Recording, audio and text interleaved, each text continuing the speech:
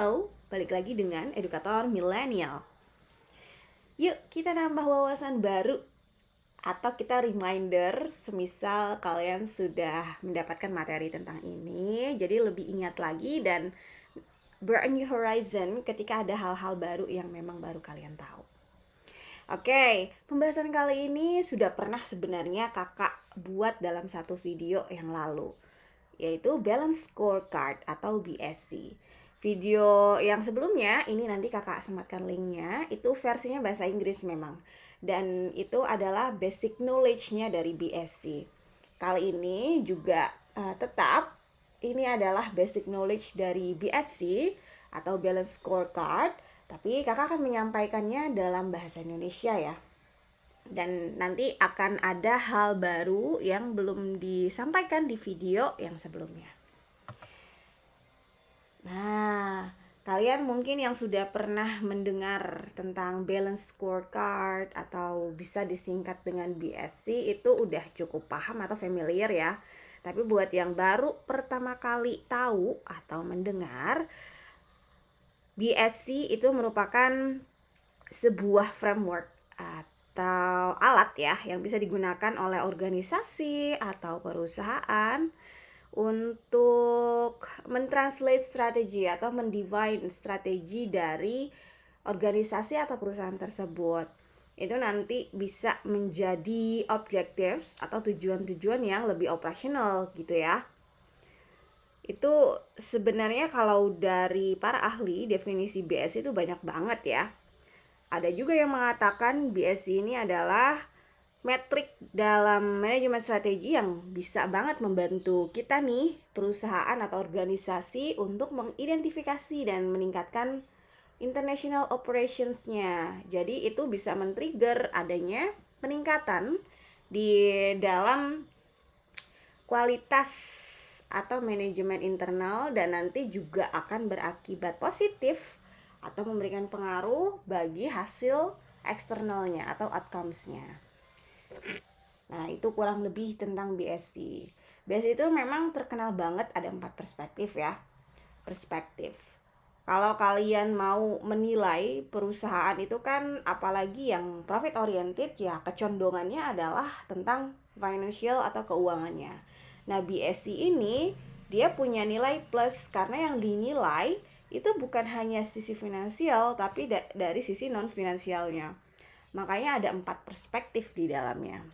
Nah, kalau kalian lihat di sini ada terminologinya ya. Itu untuk masing-masing nanti 4 perspektif.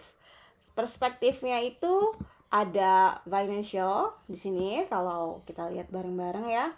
Kemudian ada customer, hal-hal yang terkait dengan pelanggan, ada internal, ada learning and growth. Learning and growth atau bisa disebut juga dengan innovation and learning perspektif gitu ya. Jadi bisa kita menggunakan yang mana aja itu sama. Di masing-masing 4 perspektif ini seharusnya nanti ada hal yang di breakdown atau yang dibahas. Ada objectives-nya, ada measures-nya, targets, dan initiatives-nya. Dari keempat perspektif itu masing-masing harus mengandung 4 terminologi ini. Kalau objectives itu kan tujuan ya. Lalu measures itu perhitungannya sehingga lebih akurat dan lebih operasional. Misalnya dalam bentuk persentase atau unit targetnya atau numbers of apa gitu ya. Jadi benar-benar nanti di targetsnya itu bisa ketahuan. Targetnya itu bisa diukur, terukur measures. Lalu initiatives itu how to, gimana caranya kita nanti untuk mencapai target yang kita tetapkan. Gitu. Jadi di keempat perspektifnya harus mengandung 4 hal ini. Objectives, measures, targets, dan initiatives. Mungkin kalian masih berpikir ini maksudnya gimana sih Kak gitu ya. Nanti Kakak jelasin. Oke, kita lihat dulu di sini. Kalau misalnya di balance scorecard yang sering banget dibahas itu ya memang lebih ke profit oriented organizations atau company. Memang awalnya seperti itu diciptakannya balance scorecard oleh Fathers of BSC-nya itu kan Robert Kaplan dan David Norton. Dulu beliau-beliau ini mengeluarkan artikel terkait dengan Balanced Scorecard di HBR atau Harvard Business Review, yang kemudian berkembang banyak sekali penelitian atau artikel ilmiah, kemudian ada buku-bukunya. Itu hingga saat ini berkembang menjadi bukan hanya dapat digunakan untuk profit oriented organizations atau company, tapi BSC ini bisa digunakan juga untuk non profit oriented organizations atau government organization, government agency. Itu bisa digunakan. Jadi kalian kalau misalnya muncul di benak kalian bertanya-tanya, BSC ini jadi bisa hanya digunakannya untuk perusahaan yang tujuannya laba gitu ya kak? Enggak, no. Bisa juga BSC ini digunakan untuk perusahaan atau organisasi yang tujuan utamanya itu bukan untuk memperoleh laba. Misalnya kayak sekolah, lalu perguruan tinggi, kemudian ada rumah sakit, rumah ibadah, dan lain-lain. Pokoknya organisasi yang tujuan utamanya bukan laba, non profit oriented, itu bisa menggunakan BSC sebagai alat manajemen dalam pengukuran kinerja financial dan non financialnya. Jadi BSC ini benar-benar sangat bermanfaat karena kita bisa tahu performance dari firm atau organizationnya as a whole, dan kita bisa melihat atau mengcapture semua objectives yang dimiliki oleh perusahaan atau organisasi tersebut dengan BSC ini. Nah, kalau kita lihat di sini, paling atas itu adalah financial. Ini adalah ciri khas kalau misalnya BSC digunakan untuk profit oriented organization. Profit oriented ya. Memang tujuan mereka utama ya, ngapain sih mereka mendirikan usaha atau menjalankan run their business? Ya untuk memperoleh laba. Makanya paling atas itu adalah financial. Kemudian disusul oleh customer, ada internal, lalu ada learning and growth. Tapi semua itu saling berkaitan satu sama lain. Dan di masing-masing perspektif ini, sebelum kita masuk ke situ, mungkin ada yang lupa atau belum tahu ya. Misalnya kalau di financial berarti kita kurang lebih membicarakan tuh how do we look to shareholders. Gimana sih caranya kita untuk satisfying shareholders dari sisi finansial yang kita dapatkan. Atau dalam kata lain, cara memuaskan para shareholders itu dengan keuntungan yang kita dapatkan atau perusahaan. Gimana kita cara dapat keuntungan yang meningkat atau banyak supaya shareholdersnya senang, investornya tambah banyak, perusahaan kita tambah besar, bisa melebar. Nah, pokoknya hal-hal positif seperti itu bisa di-capture dalam financial ya.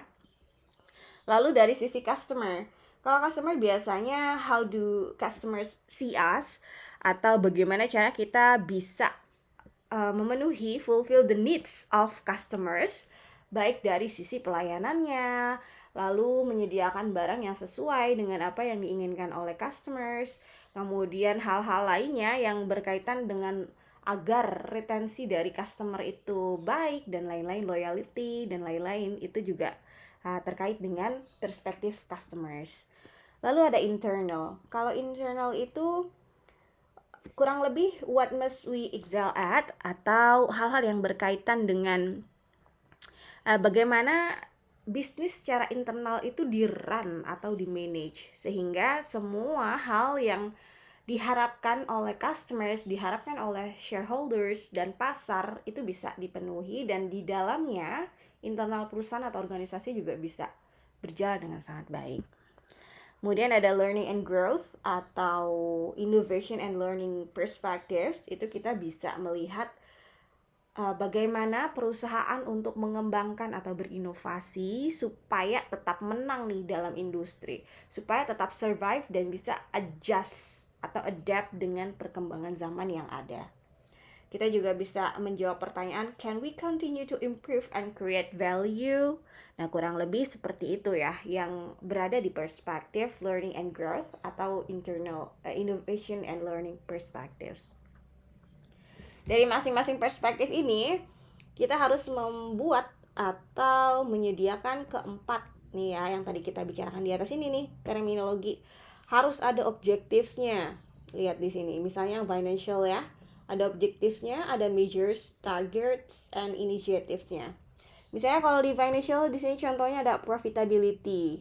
Gimana sih cara menghitung profitability-nya, mau pakai apa, mau pakai proxy yang mana, kan banyak sekali ya cara menghitung profitability. Kalian bisa lihat di video yang ada ya. Nanti kakak sematkan cara perhitungan profitability itu sangat banyak sekali dan bisa di adjust antara industri satu dengan yang lainnya karena agak berbeda. Lalu targetsnya juga harus ditetapkan dan initiatives-nya atau how to overcome, how to merealisasi target yang sudah kita tetapkan di awal. Sama dengan yang di customers, ada juga yang di internal dan di learning and growth. Keempat hal itu harus terkandung di dalamnya. Ada objectives-nya, ada measures-nya, targets, and initiatives. Jadi kalau kalian mau nanti membuat bank scorecard, di keempat perspektif ini harus juga ditetapkan atau kita menyusun dari awal objectives-nya, measures-nya, target, and initiatives. Dan semua hal itu, keempat perspektif itu saling berkaitan satu sama lain. Makanya ada tanda panah seperti ini karena tidak bisa terlepas, bukan satu kesatuan, tapi semuanya itu adalah saling berkaitan. Nah, di sini ada catatan sedikit yang mengatakan kalau misalnya itu bukan profit oriented organizations atau company, tapi ternyata BSC-nya itu mau kita gunakan untuk non profit oriented organizations or companies. Itu yang paling atas apakah tetap sama financial, Kak? Sementara kan dia bukan perusahaan yang tujuannya untuk mencari laba, tujuan utamanya maksudnya ya. Nah, betul. Itu pertanyaannya bagus banget karena memang tujuan utama perusahaan yang non-profit oriented atau public organization atau government agency itu bukan untuk memperoleh laba. Jadi not financial at the top. Yang paling atas itu bukan financial. Dia akan pergi ke paling bawah. Nih urutannya seperti ini, akan menjadi seperti ini kurang lebih ya. Kalau di non-profit oriented, financialnya dia ada di bawah. Kok tetap ada financial, Kak? Dia kan non-profit oriented. Jadi gini, walaupun itu perusahaan atau organisasi non-profit oriented, tapi untuk menjalankan bisnisnya, when their business or their organization, they need financial to support them, ya kan? Tetap mereka butuh adanya dorongan finansial untuk menjalankan itu semua. Masa karyawannya nggak dibayar? Beban operasional perusahaan atau organisasinya masa nggak dibayar? Kayak misalnya ya, dia sewa tempat, kemudian beli ATK, ada beban dan perlengkapan dan lain-lain. Itu kan juga butuh uang atau butuh dorongan finansial. Nah, maksudnya seperti itu, tetap membutuhkan uang, tapi tujuan utama mereka memang bukan untuk mencari keuntungan. Makanya tetap ada perspektif finansial. Tapi posisinya mereka di bawah, turun paling bawah ya. Kemudian, jadi yang paling atas apa, Kak? Yang paling atas itu adalah citizen or customer. Citizen itu kalau di bahasanya untuk government agency atau perusahaan yang kepemerintahan. Itu dia memang untuk men-serve atau melayani dari masyarakat atau penduduk, atau nanti melayani misalnya lembaga swadaya berarti social atau public, itu aja disesuaikan bahasanya, boleh citizen, boleh customer. Nah, itu berada paling atas. Mereka tujuan utamanya adalah to please citizen atau to please the customer atau people. Kemudian yang kedua ada internal, kemudian ada learning and growth, dan yang terakhir baru financial. Tetap ada ya pos dari financial di setiap organisasi atau perusahaan. Karena ini ya logikanya seperti tadi yang kakak jelaskan. Lalu bentuk dari BSC itu gimana sih, Kak, sebenarnya? Nah, kalau kalian mau tahu bentuknya kurang lebih seperti ini nih. Ya, lumayan ya. Kakak akan jelaskan secara sederhana. Nih, kalau lihat di gambar ini, dia ada 4 perspektif di sini. Ini contoh untuk yang profit oriented ya. Ada perspektif financial di atas, kemudian ada customers, kemudian ada internal and internal processing atau innovation ya, learning perspectives. Yang keempatnya tadi learning perspectives dan innovation. Yang ketiganya internal internal processes perspective. Yang keempat learning and development perspective atau innovation and learning perspective, atau pokoknya namanya nanti di setiap perusahaan bisa agak berbeda satu sama yang lain ya. Yang keempat ini learning and growth, learning and development, innovation and learning. Itu tergantung dari perusahaannya. Nah, keempat perspektif ini harus mengandung beberapa hal. Kalau lihat di sini ini agak kecil ya tulisannya. Dia ada corporate objectives-nya, kemudian division objectives, dia menurun supaya lebih spesifik. Ini ada KPI name-nya, key performance indicator-nya ya. Kemudian ada KPI description. Di sini ada calculation method-nya atau matrix cara pengukurannya. Di sini owners-nya, who, the owners, frequency, weight atau bobotnya, unitnya, and data source. Nah, ini semua adalah hal yang terkait dengan KPI description untuk scorecard-nya. Lalu di bagian kanan di sini kita harus, ini hal yang penting ya, yang tidak boleh terlewat. Kakak perbesar dulu. Di sini ada target dan juga ada realisasinya. Ada target scorecard, ada performance report ya. Jadi kita bisa komparasi plannya itu gimana atau targetnya gimana, lalu gimana realisasinya. Kita bisa melihat perbedaannya atau comparisonnya dari targets and performance report. Target itu kuartalan biasanya ya, kuartalan dulu kita susun Q1, Q2, Q3, Q4, lalu nanti ada yang tahunannya juga di sebelah sini. Di sebelah kanan itu yang aktual atau faktanya, realisasinya tetap sama, formatnya ada Q1, Q2, Q3, Q4 dan ada yang tahunnya.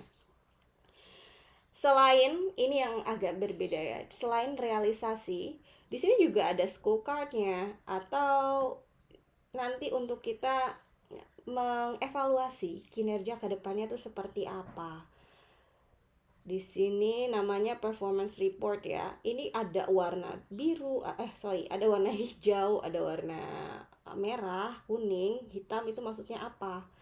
Ini di bawah ada keterangannya. Kalau yang hijau itu berarti KPI atau targetnya dan objektifnya sudah 100% terrealisasi di tahun yang sudah ditargetkan atau ditetapkan.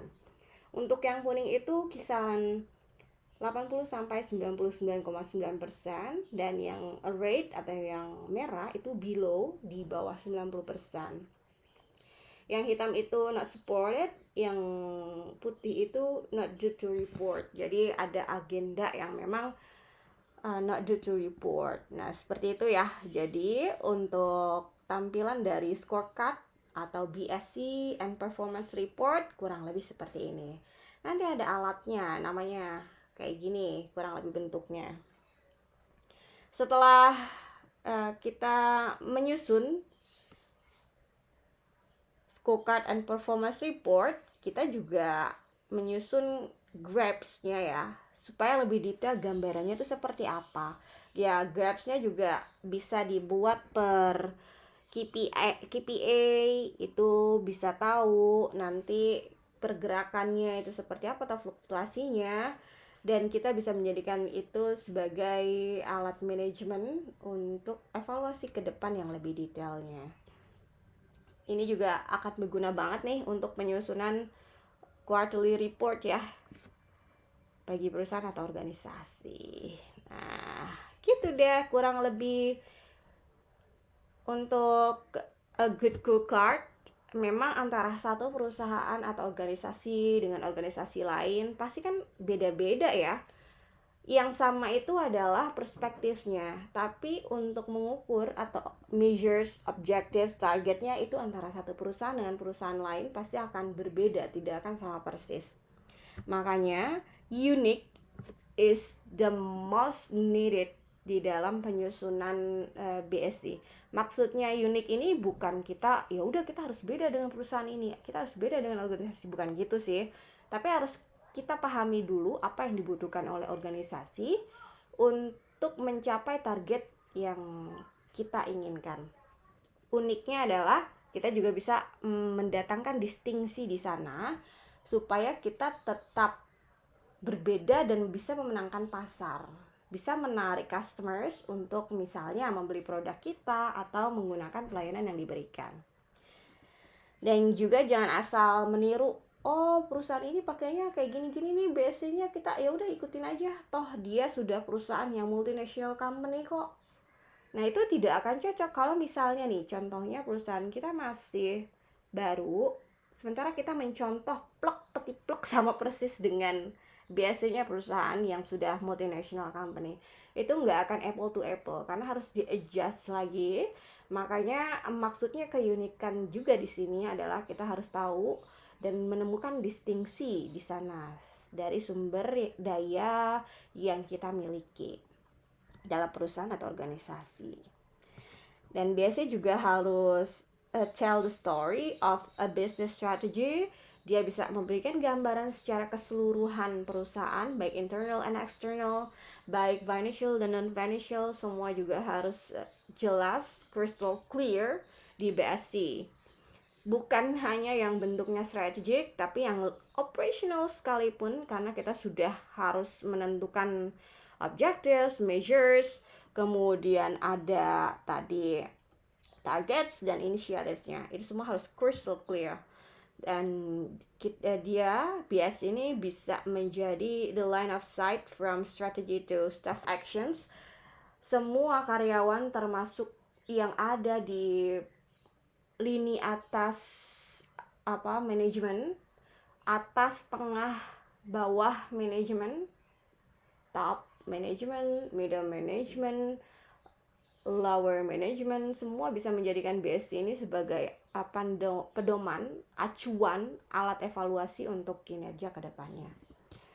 Dan juga dari BSc ini bisa memberikan jawaban untuk pertanyaan how do I support this strategy, sehingga sampai lini bawah pun akan mengerti kerjaan mereka tuh untuk perusahaan seharusnya seperti apa, kontribusi mereka untuk organisasi itu harusnya seperti apa. Mereka akan jelas dengan itu semua dari BSc, karena yang disajikan di BSc bukan hanya yang sifatnya strategic, tapi juga yang sifatnya sangat operasional.